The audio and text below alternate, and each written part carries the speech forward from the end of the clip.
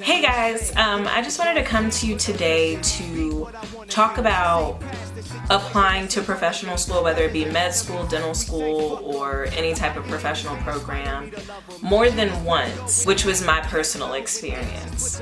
I kind of wanted to get into how I went from having multiple denials, multiple disappointments, it was a very hard time, to my very next cycle having multiple interviews, which I didn't think was possible after all of the denials, but I kept faith and I kept trying, and it definitely paid off. So the first thing I want to say about trying to apply for the second or the third or the fourth time is to mentally never give up and to keep pushing through.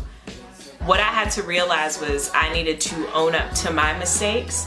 What I did wrong the first time, I kind of delved very deep into it, and why didn't I get in? Why wasn't I deserving? You know, what happened? Am I a good candidate? I had to kind of really self-reflect and not blame the system or blame the people at the school like, oh, they just didn't want to let me in because of this, or other people were getting in over me and they weren't as worthy. No, I had to really look in the mirror myself and see what was going on. For me personally, it was my GPA and my test scores, which are two major things that I had to improve on in order to go to that next step, because they could clearly see that I wasn't ready, and I wasn't. The next thing is to change something. So for your next application cycle, don't apply again with the exact same credentials. Like, it makes no sense. If they denied you the first time for that application, you applying again with the exact same application just isn't very logical, honestly. And I know some people do it. I know a lot of people do it. I decided not to waste my money. I sat out a cycle in order to improve myself. I worked, I traveled, I ended up going to a master's program, which was a tremendous help, but I didn't want to come in being the same applicant I was last time, because it didn't work for me last time. It probably won't work for me this time. So again, to do a few things differently, I went above and beyond my community service that I was supposed to do, and at that point I had my required amount for the application, what they were looking for, but it was about bettering myself and bettering my community and doing things a little differently. So I went above and beyond the requirement because it was something that felt good and it's something that I felt was needed. On top of the master's program, I made connections. Never take for granted those connections that you make, and you often hear that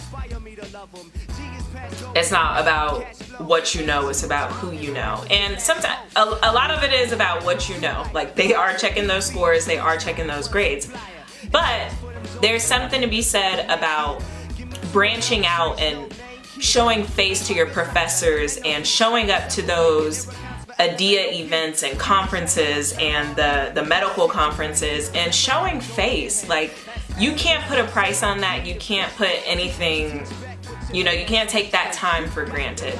I went to different conferences. I met people face to face. I made sure they knew me. And on top of that, when I was applying, I made sure that I had their contact information and I emailed them. So in the email, I'm like sending pieces of my application and I'm sending my professional photo, making sure that you remember me. And I made every encounter memorable, not being outrageous, but like, hey, you remember me and your fellow student that was at the recruitment event? We were singing the Britney Spears song. Hey, it's me. Or you remember this and I came to your seminar here. Or just making sure that I introduce myself and making sure that these people remember me. You have to remember you're in a pool of thousands of applicants. What's special about you?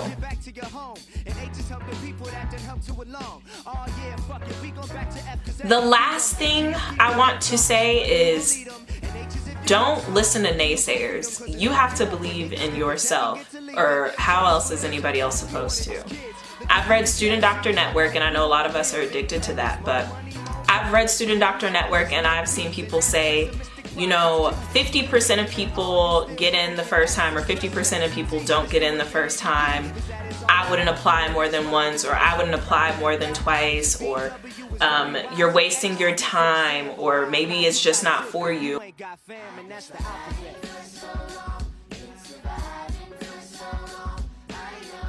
It's for you if you say it's for you. You just have to go out and get it and do things that you've never done in order to get results that you've never had.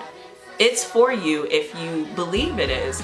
So don't let anybody change your mind about it. Don't let anybody say that something isn't for you, that you feel in your heart and you feel in your spirit is for you. That's not up to them. You have to live that life, and you have to live with the decisions that you make. So